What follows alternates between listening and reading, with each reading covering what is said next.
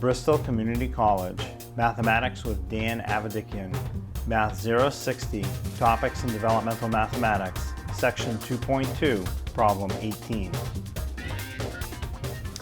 This is Section 2.2, Problem 18. It says, write the prime factorization of the number.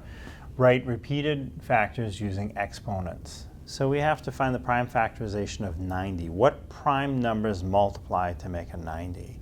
So I'll start by splitting up 90 into any two numbers that multiply to make a 90, and it's 9 times 10. Some people like to always have one of the numbers be a prime, and that works and it's good, but you don't have to do it that way. 9 times 10 is the first thing I think of. Each one can be split up further. Neither one is prime. So the 9 can be split into 3 times 3, and the 10 can be split into 2 times 5. And now if I check what I have here, nothing can be split down any further. Everything is a prime. 3 is a prime, 2 is a prime, 5 is a prime. So when I write the prime factorization, it's traditional to write the smaller primes first. You don't have to do it that way, but it's what most people do. So I'll start with 2 times 3. 3 shows up twice. So instead of doing 3 times 3, I'll write 3 to the second power. That takes care of the 3's.